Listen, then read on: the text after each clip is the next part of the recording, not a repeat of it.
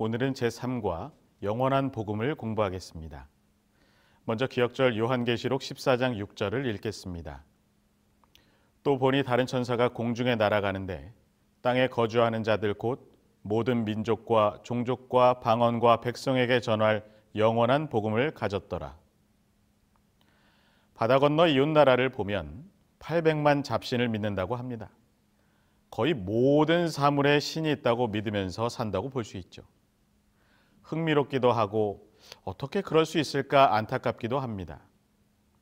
그런데 이스라엘도 이런 비슷한 배경에 있었습니다. 주변 이방 민족들이 여러 신들을 숭배하는 다신론자들이었습니다.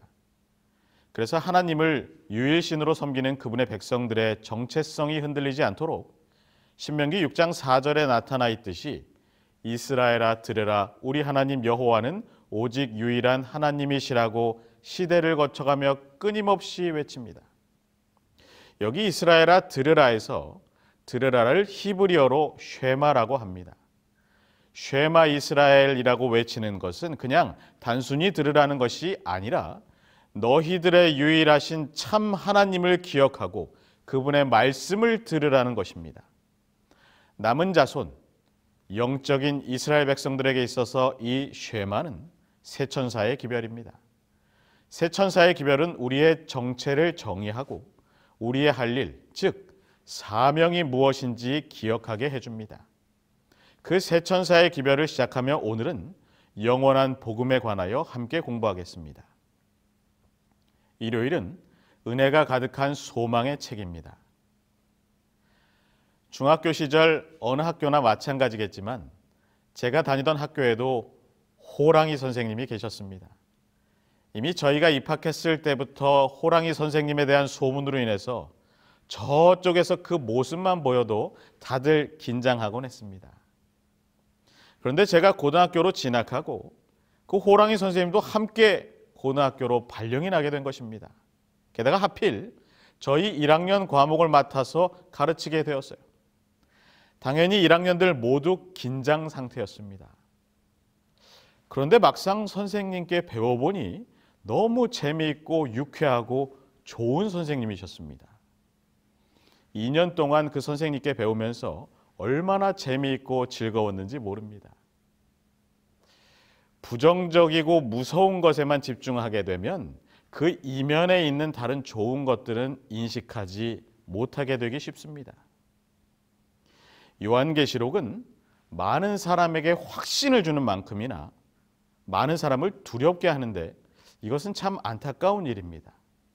왜냐하면 요한계시록은 은혜가 충만하고 소망으로 가득 차 있는 책이기 때문입니다.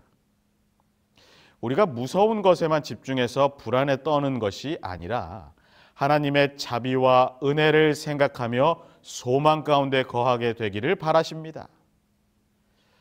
일요일에 제시된 성경절 요한계시록 1장 1절에서 3절과 14장 6절은 요한계시록과 영원한 복음에 대해서 이렇게 말합니다. 요한계시록은 천사를 보내어 요한을 통해 기록하게 하셨고 영원한 복음은 천사를 통하여 온 세상에 전파되게 하신 것입니다. 여러분, 성경은 하나님께서 주신 약속의 책입니다. 예수님에 대한 이야기, 예수님께서 오시고 또다시 오신다는 약속의 이야기예요. 그 중에서도 요한계시록은 온전히 예수님에 관한 책입니다. 온전히 예수님에 관한 책이란 말은 온전히 소망으로 가득 찬 기별의 책이라는 말입니다. 우리는 예수 그리스도의 보혈로 인해서 용서받고 죄에서 해방된 자들입니다. 그 은혜로 인해 우리는 소망을 갖게 되었는데 이 은혜는 이런 역할을 합니다. 첫째, 우리의 과거를 용서해 줍니다. 둘째, 현재의 능력을 더해 줍니다. 셋째, 미래에 대한 소망을 줍니다. 즉 다시 말하면 그리스도 안에서 우리는 죄의 형벌과 권세에서 구원받았고 머지않아 죄의 존재 자체로부터 해방되게 될 것입니다. 이것이 바로 성경의 마지막 책 요한계시록의 기별입니다. 교회 증언 8권 302쪽을 통해 영감의 교훈은 요한계시록에 대하여 이렇게 말합니다.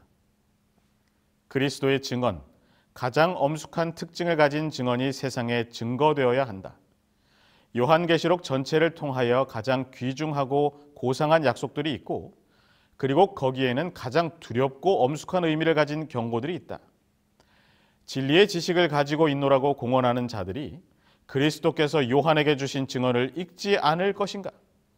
여기에는 아무런 억측도 없고 과학적인 기만도 없다. 여기에는 우리의 현재와 장래의 행복에 관한 진리들이 있다. 우리는 어느 한쪽으로 치우치지 말아야 합니다. 요한계시록을 통해 주어지는 마지막 기별을 잊지 말아야 하나, 우리에게는 그 마지막이 예수 그리스도의 십자가의 은혜와 사랑으로 두렵지 않게 되었음을 기억하며 살아야 합니다. 닥쳐진 환난과 어려움보다, 그리고 두려움보다 주님의 사랑하는 백성들에게 허락하실 영원한 생명과 영원한 복음에 우리의 눈을 맞추고 소망의 하늘을 바라보게 되시기를 바랍니다. 월요일은 영원한 복음입니다.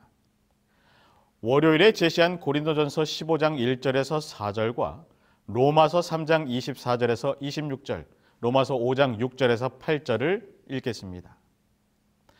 형제들아, 내가 너희에게 전한 복음을 너희로 알게 하노니 이는 너희가 받은 것이요 또 그 가운데 선 것이라. 너희가 만일 나의 전한 그 말을 굳게 지키고 헛되이 믿지 아니하였으면 이로 말미암아 구원을 얻으리라. 내가 받은 것을 먼저 너희에게 전하였노니 이는 성경대로 그리스도께서 우리 죄를 위하여 죽으시고 장사 지낸 바 되었다가 성경대로 사흘 만에 다시 살아나사. 다음 성경입니다. 그리스도 예수 안에 있는 구속으로 말미암아 하나님의 은혜로 값없이 의롭다 하심을 얻은 자 되었느니라. 이 예수를 하나님이 그의 피로 인하여 믿음으로 말미암는 화목제물로 세우셨으니 이는 하나님께서 길이 참으시는 중에 전에 지은 죄를 간과하심으로 자기의 의로우심을 나타내려 하심이니 곧 이때에 자기의 의로우심을 나타내사 자기도 의로우시며 또한 예수 믿는 자를 의롭다 하려 하심이니라. 그 다음 책입니다. 우리가 아직 연약할 때에 기약대로 그리스도께서 경건치 않은 자를 위하여 죽으셨도다. 의인을 위하여 죽는 자가 쉽지 않고 선인을 위하여 용감히 죽는 자가 혹 있거니와 우리가 아직 죄인 되었을 때에 그리스도께서 우리를 위하여 죽으심으로 하나님께서 우리에게 대한 자기의 사랑을 확증하셨느니라. 방금 봉독한 이 본문들은 영원한 복음을 어떻게 제시합니까? 고린도전서 15장은 이 복음을 그리스도의 우리 죄를 위한 죽으심, 예수님의 영광스러운 부활에 관한 좋은 소식이라고 말합니다. 로마서 3장은 그리스도 예수 안에 있는 구속으로 말미암아 하나님의 은혜로 값없이 의롭다 하심을 얻은 자 됨이 복음이라고 전합니다. 이어서 로마서 5장은 우리가 아직 죄인 되었을 때에 예수 그리스도께서 우리를 위하여 죽으심이 복음이라고 말합니다. 이 책들의 저자 사도 바울은 그를 과거의 죄의 굴레에서 해방시키신 예수 그리스도를 복음이라고 고백하면서 그에게 각각 다른 능력으로 임하시는 예수님을 소개합니다. 십자가에 못 박히신 그리스도는 그를 과거의 정죄와 죄의 구렁에서 건져내신 분, 부활하신 그리스도는 그에게 매일을 살아갈 능력을 주시는 분, 재림하시는 그리스도는 그에게 내일을 향한 소망을 주시는 분이라는 사실입니다. 여기에 우리를 위한 어떤 놀라운 소망이 나타나 있는가? 로마서 본문의 요점을 보면 잘 알 수 있습니다. 첫째, 우리는 은혜로 값없이 의롭다 하심을 얻었다. 둘째, 은혜는 하나님의 의의 선언이다. 셋째, 은혜는 믿음으로 예수님을 영접하는 자를 의롭게 한다. 넷째, 우리가 아직 죄인 되었을 때 하나님의 사랑이 우리에게 나타났다. 여러분, 그리스도의 은혜는 나의 공로, 자격, 노력으로 얻을 수 있는 것이 아닙니다. 내가 열심히 노력해서 얻는 것은 선물이 아닙니다. 그것은 그냥 대가이고 보수죠. 예수 그리스도께서는 우리 인간의 죽음을 대신하여 죽으심으로 우리 인생이 그분의 삶을 살게 하셨습니다. 우리는 그 은혜, 선물에 감사하며 믿음으로 받아들이고 그분의 뜻대로 사는 것입니다. 십자가에서 보이신 인류를 향한 예수 그리스도의 희생과 죽으심이 복음입니다. 복음이 예수 그리스도예요. 이 모든 계획들이 시간이 시작되기 전부터 시행되어 온 것이기 때문에 영원한 복음이라고 불리는 것입니다. 교회 증언 4권 446쪽에 있는 말씀입니다. 모든 빛이 한꺼번에 비추어지는 것은 아니다. 그러나 그것은 우리가 감당할 수 있을 만큼 온다. 하나님의 뜻에 대한 지식을 갈망하며 찾고자 하는 마음은 결코 만족할 수 없으며 그들이 더 깊이 찾으면 찾을수록 그들은 자신들의 무지를 깨닫게 되고 자신들의 눈멀었음을 발견할 것이다. 높고 고상한 성취를 이해하는 것은 사람의 능력을 초월한 것인데 만일 그가 사람의 노력을 모든 지혜와 능력의 근원이신 하나님의 은혜와 결합시킨다면 그는 이것을 이룰 수 있을 것이다. 우리 모두 영원한 복음, 예수 그리스도의 놀라우신 사랑을 더 깊이 깨닫도록 더 간절히 찾게 되기를 바랍니다. 화요일은 은혜의 이야기입니다. 여러분 들어보셨겠지만 MBTI라는 성격 유형 검사가 있습니다. E 또는 I, S 또는 N, F 또는 T, J 또는 P. 이 네 가지 항목에서 나타나는 양쪽 특성들을 통해 16가지의 성격을 유추해 보기도 합니다. 그 중에 네 번째 J와 P가 있는데 이것은 판단형이냐 인식형이냐를 나눕니다. 저는 J가 강합니다.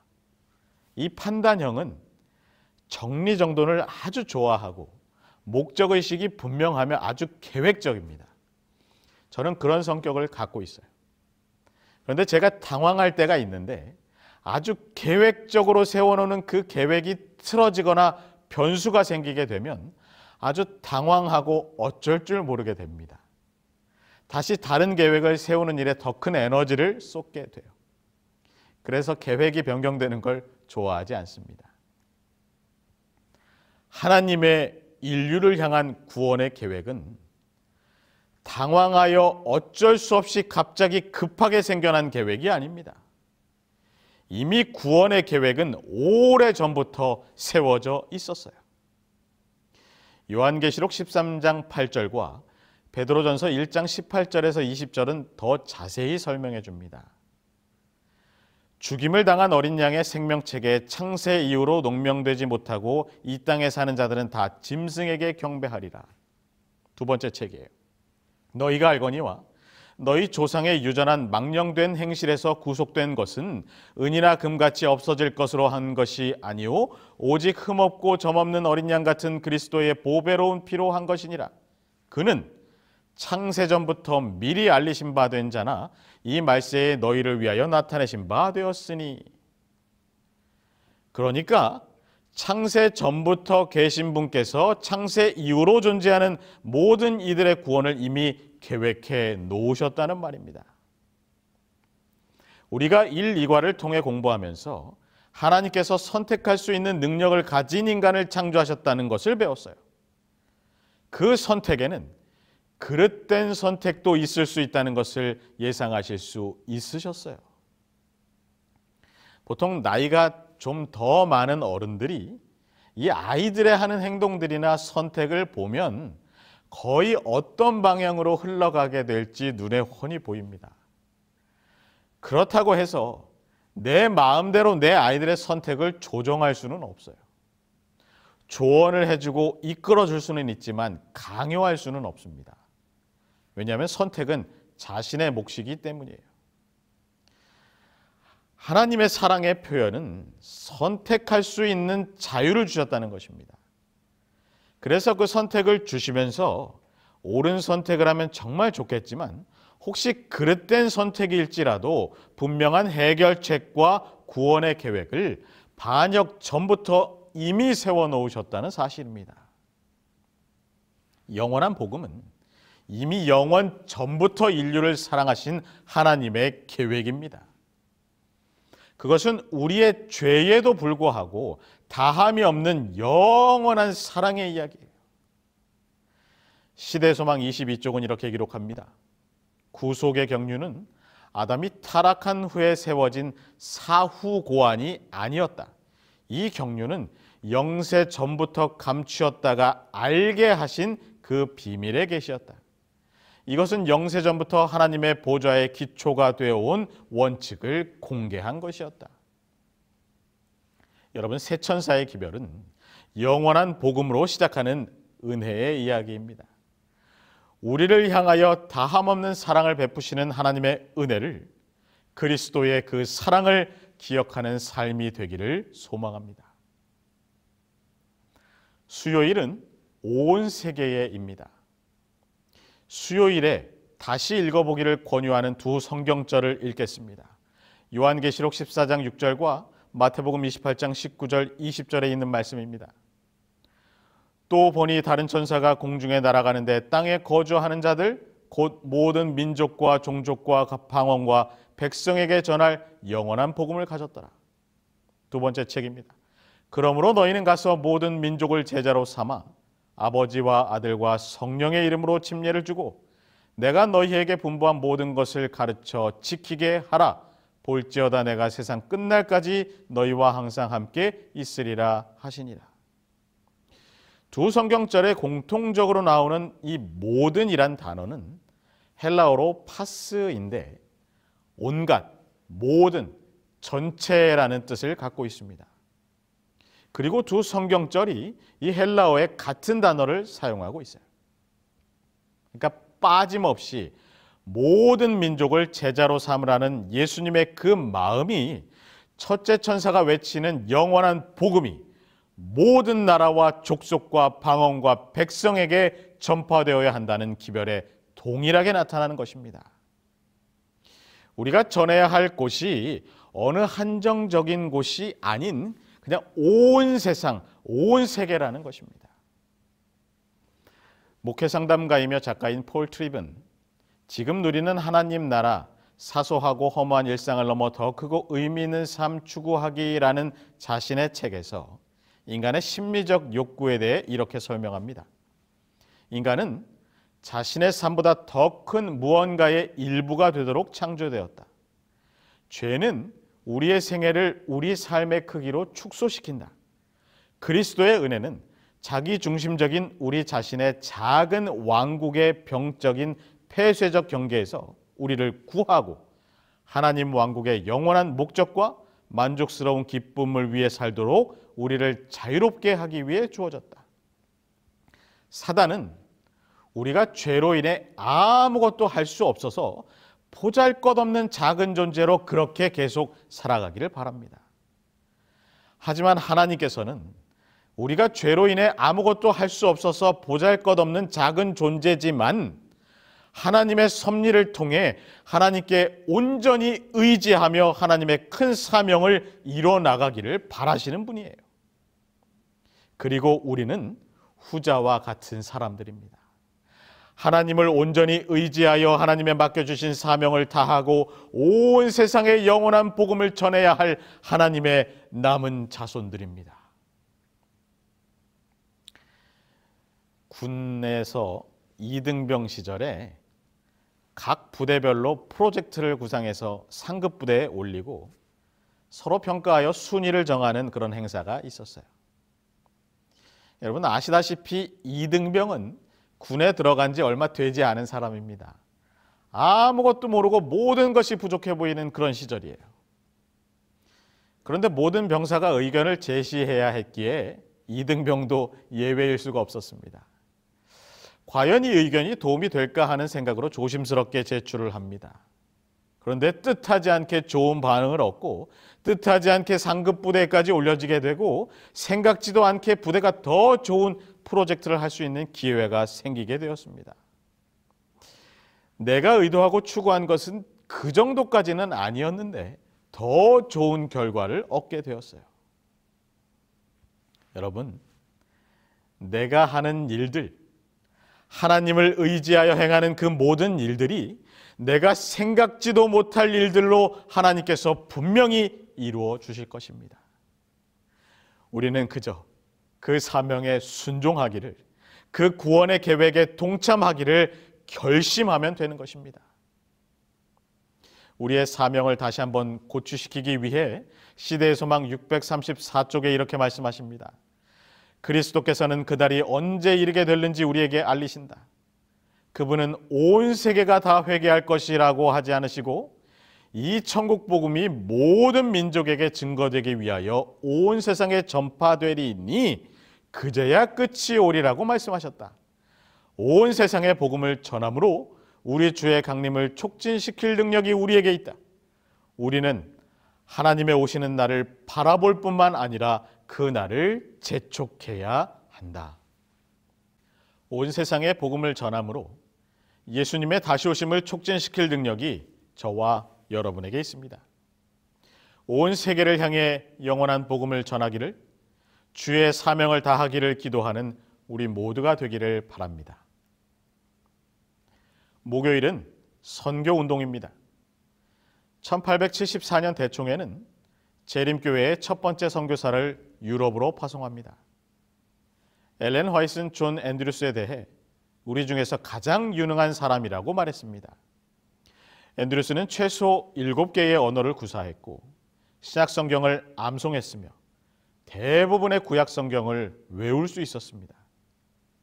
그는 뛰어난 학자였고 왕성한 저술가요 강력한 설교자이자 유능한 신학자였습니다.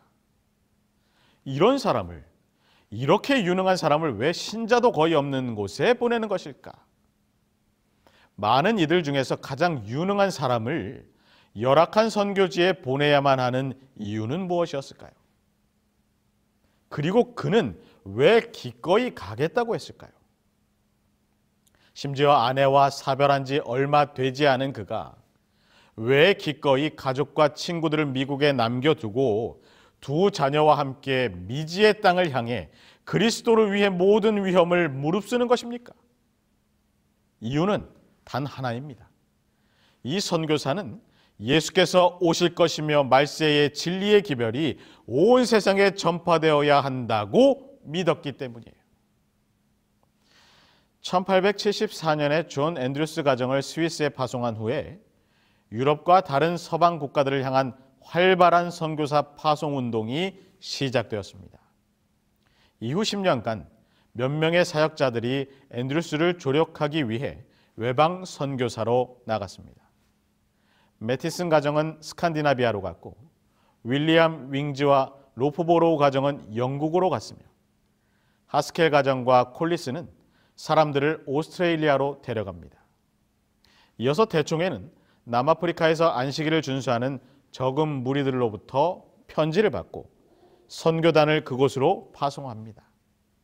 그 선교의 빛이 더욱 더 퍼져나가 아시아 중에서도 작은 이 변방의 나라 조선에까지 이르게 됩니다. 1905년 9월 18일 스미스 목사는 아내 에디와 생후 9개월 된 딸 웰레나를 데리고 호주머니에 단돈 35달러를 지닌 채 휴가는 고사하고 언제 다시 고국 땅에 돌아갈 수 있을지조차 기약하지 못하면서 오직 하나님 한 분만을 의지하여 캐나다의 브리티시 밴쿠버 항에서 여객선 안테니아호에 승선합니다. 그리고 일본을 거쳐 1905년 10월 20일 금요일 이른 아침에 부산항에 도착합니다. 당시 인구가 1,400만 명 정도로 알려진 조선에 주재할 최초의 재림교회 공식 선교사가 조선에 도착한 것입니다. 그로부터 118년이 지난 지금 우리는 목숨을 걸고 하나님의 명령에 순종하여 사명을 다하기 위해 이 땅에 온 선교사들의 희생과 헌신을 통해 우리도 동일하게 영원한 복음을 전해야 할 남은 자손의 사명을 갖고 살게 된 것입니다. 요한계시록 14장 6절 사도행전 1장 8절, 마태복음 24장 14절 이 세 구절의 말씀을 요약해 보면 모든 민족에게 전파되어야 할 영원한 복음을 들고 땅끝까지 이르러 내 증인이 되라고 하나님께서 명하고 계십니다. 이 영원한 복음은 지구의 가장 멀리 떨어진 지역을 관통해 모든 언어와 문화를 가진 사람들에게 다가가 결국 전 세계에 영향을 미칠 것입니다. 영원한 복음의 전파는 지리적 경계를 뛰어넘습니다. 그렇다고 여러분 모두가 모든 것들을 뒤로 하고 당장 모두 선교사로 떠나기를 호소하는 것이 아닙니다. 하지만 아무것도 하지 않고 손 놓고 있으라는 말은 더더욱 아닙니다. 가능한 사람은 직접 가는 선교사가 될 수도 있고 그렇지 않은 이들은 보내는 선교사가 될 수도 있습니다. 그리고 여러분들은 매일매일의 삶에서 선교사가 될 수 있어요. 오늘 교과를 시작하면서 있는 TMI 실천에 뭐가 있습니까? 이웃에게 먼저 인사하세요. 쉼터에서 자원봉사자로 활동하세요. 군 복무 중인 이들에게 편지나 카드를 보내세요. 이 세 가지가 TMI 실천이에요. 여러분, 이 작은 것들 하나하나를 통해 여러분이 있는 곳에서 선교사의 삶을 시작하는 것입니다. 하나님의 영원한 복음이 전파되는 일의 시작점이 되는 것입니다. 여기 각시대의 대쟁투 312쪽은 이렇게 기록합니다. 이 기별은 영원한 복음의 한 부분으로 전파되어야 한다. 복음의 전파는 천사에게 위임된 것이 아니고 사람에게 위임된 것이다. 거룩한 천사들은 복음 전파의 사업을 지도할 책임을 맡아 인류의 구원을 위한 큰 운동을 담당하고 있다. 그러나 실제로 복음을 전파하는 일은 지상에 있는 그리스도의 종들을 통하여 이루어진다. 여러분이 할 수 있는 것을 하시기 바랍니다. 가든지 가지 않든지 어떤 환경에 처하든지 맡겨주신 이 마지막 시대의 선교 사업에 최선을 다하여 사명을 다하는 주의 백성들이 되시기를 바랍니다. 이제 정리합니다. 여러분, 새천사의 기별은 재림교회의 원동력이에요. 이 속에는 인류를 위한 소망을 주는 하나님의 영원한 복음과 그것을 우리에게 주시는 하나님의 뜻과 명령이 담겨 있습니다. 그 명령을 따라 마지막 남은 자손 재림교회는 목숨을 아끼지 않고 세계 선교를 향해 나아갔습니다. 부디 오늘 이 시대를 살아가는 여러분들을 통해 이 선교의 열정과 복음 전파의 사명이 끝까지 이어지게 되기를 간절히 바라면서 삶과 교과를 마치겠습니다.